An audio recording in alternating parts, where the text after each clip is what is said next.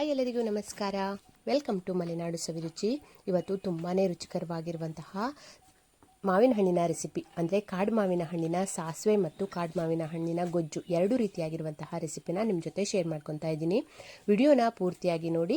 In case video ಏನಾದರೂ ಇಷ್ಟ ಆಗಿದ್ರೆ ಪ್ಲೀಸ್ ಒಂದು ಲೈಕ್ ಕೊಡಿ, ಹಾಗೆ ನಿಮ್ಮ ಫ್ರೆಂಡ್ಸ್ ಆ್ಯಂಡ್ ಫ್ಯಾಮಿಲಿಗೆಲ್ಲ ಶೇರ್ ಮಾಡ್ಕೊಳ್ಳಿ. ಮೊದಲನೇದಾಗಿ ಮನೆ ಹತ್ರನೇ ಕಾಡು ಮಾವಿನ ಮರ ಇದೆ. ಅಂದರೆ ನಮ್ಮ ಮನೆ ಹಳ್ಳಿನೇ ಆಗಿರೋದ್ರಿಂದ ಈ ಥರ ಕಾಡು ಮಾವಿನ ಮರಗಳೆಲ್ಲ ಸುಮಾರು ಇದೆ. ತುಂಬ ಹುಳಿಯಾಗಿರುವಂತಹ ಒಂದು ಮರ ಇದೆ, ಹಾಗೆ ಸ್ವಲ್ಪ ಹುಳಿ ಮತ್ತು ಸ್ವಲ್ಪ ಸಿಹಿಯಾಗಿರುವಂತಹ ಒಂದು ಕಾಡು ಮಾವಿನ ಮರ ಇದೆ. ಇನ್ನೊಂದು ತುಂಬಾ ಸಿಹಿಯಾಗಿರುವಂತಹ ಮಾವಿನ ಹಣ್ಣಿನ ಮರ. ನಾವು ಸ್ವಲ್ಪ ಹುಳಿ ಮತ್ತು ಸಿಹಿ ಇರುವಂತಹ ಮಾವಿನ ಹಣ್ಣು ಹಾಗೆ ತುಂಬಾ ಸಿಹಿಯಾಗಿರುವಂತಹ ಮಾವಿನ ಹಣ್ಣನ್ನು ಮಾತ್ರನೇ ಆರಿಸ್ಕೊಂಡು ಬರ್ತೀವಿ. ತುಂಬ ಎತ್ತರ ಮರ ಆಗಿರೋದ್ರಿಂದ ಎತ್ತರದಿಂದ ಮಾವಿನ ಹಣ್ಣು ಬೀಳೋದ್ರಿಂದ ಸ್ವಲ್ಪ ಹಾಳಾಗ್ಬಿಡುತ್ತೆ. ಆದಷ್ಟು ಚೆನ್ನಾಗಿರುವಂತಹ ಮಾವಿನ ಹಣ್ಣನ್ನು ಮಾತ್ರನೇ ಈ ರೀತಿಯಾಗಿ ಆರಿಸ್ಕೊಂಡು ಬರ್ತಾ ಇದ್ದೀನಿ. ನಾನು ಮೊದಲು ಮಾಡ್ತಿರುವಂತಹ ರೆಸಿಪಿ ಮಾವಿನ ಹಣ್ಣಿನ ಸಾಸಿವೆ. ಮಾವಿನ ಹಣ್ಣಿನ ಸಾಸಿವೆ ಮಾಡ್ಕೊಳ್ಳೋದಕ್ಕೆ ಮೊದಲು ಈ ರೀತಿ ಚಿಕ್ಕ ಚಿಕ್ಕ ಮಾವಿನ ಹಣ್ಣನ್ನು ಚೆನ್ನಾಗಿ ತೊಳ್ಕೊಂಡು ಈ ಥರ ಸಿಪ್ಪೆ ಬಿಡಿಸಿ ಇಟ್ಕೊಳ್ಬೇಕು. ಸಿಪ್ಪೆ ಬಿಡಿಸಿ ಇಟ್ಕೊಂಡಾದಮೇಲೆ ಆ ಸಿಪ್ಪೆನಲ್ಲಿರುವಂತಹ ರಸನೂ ಕೂಡ ಈ ರೀತಿಯಾಗಿ ಹಿಂಡಿ ಇಟ್ಕೊಳ್ತಾ ಇದ್ದೀನಿ. ಹಾಗೆ ಒಂದು ಬಾಣಲಿನ ಬಿಸಿಯಾಗೋದಕ್ಕೆ ಇಟ್ಟು ಅದಕ್ಕೆ ಕೇವಲ ಒಂದೇ ಒಂದು ಟೀ ಸ್ಪೂನ್ ಆಗುವಷ್ಟು ಎಣ್ಣೆನ ಹಾಕ್ಕೊಳ್ತಾ ಇದ್ದೀನಿ. ಎಣ್ಣೆ ಹಾಕಿದ್ಮೇಲೆ ಸಾಸಿವೆ 1 ಟೀ ಸ್ಪೂನ್ ಆಗುವಷ್ಟು ಸಾಸಿವೆನ ಹಾಕ್ಕೊಳ್ತಾ ಇದ್ದೀನಿ. ಹಾಗೆ ಒಂದು ಸ್ವಲ್ಪ ಕರಿಬೇವನ್ನು ಹಾಕ್ಕೊಳ್ಬೇಕಾಗತ್ತೆ. ಕರಿಬೇವಿನ ಸೊಪ್ಪು ಸ್ವಲ್ಪ ಜಾಸ್ತಿ ಹಾಕಿದ್ರೂ ಕೂಡ ಚೆನ್ನಾಗಿರುತ್ತೆ ಫ್ಲೇವರು. ಹಾಗೆ ಜಜ್ಜಿರುವಂತಹ ಬೆಳ್ಳುಳ್ಳಿ ಒಂದು 5ರಿಂದ 6 ಎಸಳು ಬೆಳ್ಳುಳ್ಳಿನ ಜಜ್ಜಿಟ್ಕೊಂಡಿದ್ದೀನಿ, ಸಿಪ್ಪೆ ಸಮೇತನೇ ಹಾಕ್ಕೊಳ್ತಾ ಇದ್ದೀನಿ. ಅವೆಲ್ಲನೂ ಹಾಕಿ ಚೆನ್ನಾಗಿ ಈ ರೀತಿಯಾಗಿ ಫ್ರೈ ಮಾಡ್ಕೊಳ್ಬೇಕು. ಇದು ಸ್ವಲ್ಪ ಫ್ರೈ ಆದಮೇಲೆ ಇದಕ್ಕೆ ನಾವು ಬಿಡಿಸಿಟ್ಕೊಂಡಿರುವಂತಹ ಮಾವಿನ ಹಣ್ಣನ್ನು ಈ ರೀತಿ ರಸದ ಸಮೇತ ಹಾಕ್ಕೊಳ್ಬೇಕಾಗತ್ತೆ. ನಾವು ಜ್ಯೂಸನ್ನೆಲ್ಲ ಹಿಂಡಿಟ್ಕೊಂಡಿದ್ವಲ್ಲ ಅದ್ರ ಸಮೇತ ಈ ರೀತಿಯಾಗಿ ಹಾಕಿ ಚೆನ್ನಾಗಿ ಇದನ್ನ ಮಿಕ್ಸ್ ಮಾಡ್ಕೊಳ್ಬೇಕು. ಇದಕ್ಕೇನೆ ಈಗ ಬೆಲ್ಲ ಹಾಕ್ಕೊಳ್ತಾ ಇದ್ದೀನಿ. ಸಿಹಿಗೆ ಎಷ್ಟು ಬೇಕು ಅಂತ ನೋಡಿಕೊಂಡು ಬೆಲ್ಲ ಹಾಕ್ಕೊಳ್ಬೇಕಾಗತ್ತೆ. ಮಾವಿನ ಹಣ್ಣು ಕೂಡ ಸ್ವೀಟಾಗಿಯೇ ಇರುತ್ತೆ, ಹಾಗಾಗಿ ಬೆಲ್ಲನ ನೋಡಿಕೊಂಡು ಸೇರಿಸ್ಕೋಬೇಕು. ಈಗ ಬೆಲ್ಲ ಹಾಕಿದ ಮೇಲೆ ಮತ್ತೆ ಒಂದ್ಸರಿ ಚೆನ್ನಾಗಿ ಮಿಕ್ಸ್ ಮಾಡ್ಕೋಬೇಕು. ಹಾಗೆ ಮಿಕ್ಸ್ ಮಾಡ್ಕೊಂಡಾದಮೇಲೆ ಹಾಗೆ ಖಾರಕ್ಕೆ ಎಷ್ಟು ಬೇಕು ಅಂತ ನೋಡಿಕೊಂಡು ಖಾರದ ಪುಡಿನ ಹಾಕ್ಕೊಳ್ಬೇಕು. ಆಮೇಲೆ ಮೆಣಸು ಹಾಕೊಳ್ಳೋದ್ರಿಂದ ಅಂದರೆ ಮಸಾಲೆ ರುಬ್ಕೊಳ್ಳೋದಕ್ಕೆ ಮೆಣಸು ಹಾಕೋದ್ರಿಂದ ಖಾರದ ಪುಡಿ ಸ್ವಲ್ಪ ಕಡಿಮೆನೇ ಹಾಕ್ಕೊಳ್ಬೇಕಾಗತ್ತೆ. ಹಾಗೆ ರುಚಿಗೆ ಎಷ್ಟು ಬೇಕು ಅಂತ ನೋಡಿಕೊಂಡು ಉಪ್ಪು ಹಾಕಿ ಚೆನ್ನಾಗಿ ಬೇಯೋದಕ್ಕೆ ಬಿಟ್ಕೊಳ್ತಾ ಇದ್ದೀನಿ. ಅಷ್ಟರಲ್ಲಿ ಒಂದು ಮಿಕ್ಸಿ ಜಾರಲ್ಲಿ ಒಂದು 3 ಟೇಬಲ್ ಸ್ಪೂನ್ ಆಗುವಷ್ಟು ಹಸಿ ತೆಂಗಿನ ತುರಿ, 1 ಟೀ ಸ್ಪೂನ್ ಆಗುವಷ್ಟು ಧನಿಯಾ, ಒಂದು ಅರ್ಧ ಟೀ ಸ್ಪೂನ್ ಆಗುವಷ್ಟು ಜೀರಿಗೆ, ಹಾಗೆ 1 ಟೀ ಸ್ಪೂನ್ ಆಗುವಷ್ಟು ಸಾಸಿವೆನ ಹಾಕ್ಕೊಳ್ತಾ ಇದ್ದೀನಿ. ಹಾಗೆ ಒಂದು 3 ಮೆಣಸನ್ನು ಹಾಕ್ಕೊಳ್ತಾ ಇದ್ದೀನಿ, ಒಣಗಿರುವಂತಹ ಮೆಣಸನ್ನು ಹಾಕ್ಕೊಳ್ತಾ ಇದ್ದೀನಿ.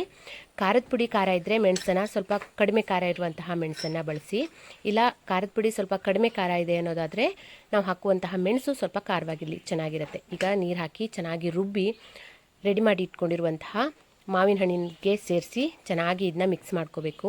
ಈ ರೀತಿ ಚೆನ್ನಾಗಿ ಮಿಕ್ಸ್ ಮಾಡಿಕೊಂಡು ಒಂದು ಕುದಿಸ್ಕೊಂಡ್ಬಿಟ್ರೆ ತುಂಬಾ ರುಚಿಯಾಗಿರುವಂತಹ ಮಾವಿನ ಹಣ್ಣಿನ ಸಾಸಿವೆ ರೆಡಿ ಆಗಿಬಿಡುತ್ತೆ. ತುಂಬಾ ಸಖತ್ತಾಗಿರುತ್ತೆ ಇದು. ಹಾಗೆ ಮಾವಿನ ಹಣ್ಣಿನ ಗೊಜ್ಜು ಮಾಡ್ಕೊಳ್ಳೋದಕ್ಕೆ ಒಂದಿಷ್ಟು ಮಾವಿನ ಹಣ್ಣನ್ನು ಈ ರೀತಿಯಾಗಿ ಬಿಡಿಸಿಟ್ಕೊಳ್ತಾ ಇದ್ದೀನಿ. ಈ ಮಾವಿನ ಹಣ್ಣಿನ ಗೊಜ್ಜು ಹೇಗೆ ಅಂದರೆ ಒಂದು 2-3 ದಿವಸದ ತನಕನೂ ಕೂಡ ಸ್ಟೋರ್ ಮಾಡಿಕೊಂಡು ತಿನ್ಬೋದು, ಅಷ್ಟು ರುಚಿಯಾಗಿರುತ್ತೆ, ಹಾಗೆ ಹಾಳಾಗೋದಿಲ್ಲ ಕೂಡ. ಈಗ ಮಾವಿನ ಹಣ್ಣು ಎಷ್ಟು ಬೇಕು ಅಂತ ನೋಡಿಕೊಂಡು ಬಿಡಿಸಿಟ್ಕೊಳ್ತಾ ಇದ್ದೀನಿ. ಸ್ವಲ್ಪ ಜಾಸ್ತಿನೇ ಬಿಡಿಸಿಟ್ಕೊಳ್ತಾ ಇದ್ದೀನಿ. ಹಾಗೆ ಸಿಪ್ಪೆಗೂ ಕೂಡ ಅಷ್ಟೇ ಈ ರೀತಿಯಾಗಿ ಸ್ವಲ್ಪ ನೀರು ಹಾಕಿ ಚೆನ್ನಾಗಿ ಕಿವುಚಿಟ್ಕೊಳ್ತಾ ಇದ್ದೀನಿ. ಹಾಗೆ ಒಂದು ಬಾಣಲಿನಲ್ಲಿ ಒಂದೇ 1 ಟೀ ಸ್ಪೂನ್ ಆಗುವಷ್ಟು ಎಣ್ಣೆನ ಹಾಕಿ ಸಾಸಿವೆ, ಜೀರಿಗೆ, ಕರಿಬೇವು, ಬೆಳ್ಳುಳ್ಳಿ ಹಾಗೆ 1 ಮೆಣಸನ್ನು ಕಟ್ ಮಾಡಿ ಇದಕ್ಕೆ ಹಾಕ್ಕೊಳ್ತಾ ಇದ್ದೀನಿ. ಇವಿಷ್ಟನ್ನು ಹಾಕಿ ಚೆನ್ನಾಗಿ ಫ್ರೈ ಮಾಡ್ಕೊಳ್ಬೇಕು. ಈ ರೀತಿಯಾಗಿ ಫ್ರೈ ಮಾಡ್ಕೊಂಡಾದಮೇಲೆ ಚೆನ್ನಾಗಿ ಫ್ರೈ ಆಗಬೇಕು. ಇದು ಘಮ ಬರುತ್ತೆ, ಅಲ್ಲಿ ತನಕನೂ ಫ್ರೈ ಮಾಡ್ಕೊಳ್ಬೇಕು. ಕರಿಬೇವಿನ ಘಮ ಬರುತ್ತೆ ನೋಡಿ. ಮೆಣಸನ್ನು ಹಾಕ್ಕೊಳ್ತಾ ಇದ್ದೀನಿ. ಈಗ ಎಲ್ಲನೂ ಹಾಕಿ ಚೆನ್ನಾಗಿ ಘಮ ಬರೋ ತನಕನೂ ಫ್ರೈ ಮಾಡಿಕೊಂಡು ಇದಕ್ಕೆ ನಾವೀಗ ಬಿಡಿಸಿಟ್ಕೊಂಡಿರುವಂತಹ ಮಾವಿನ ಹಣ್ಣನ್ನು ಹಾಕ್ಕೊಳ್ತಾ ಇದ್ದೀನಿ. ಮಾವಿನ ಹಣ್ಣು ಹಾಕಿದ ಮೇಲೆ ಮತ್ತೆ ಒಂದ್ಸರಿ ಚೆನ್ನಾಗಿ ಫ್ರೈ ಮಾಡ್ಕೊಳ್ಬೇಕು.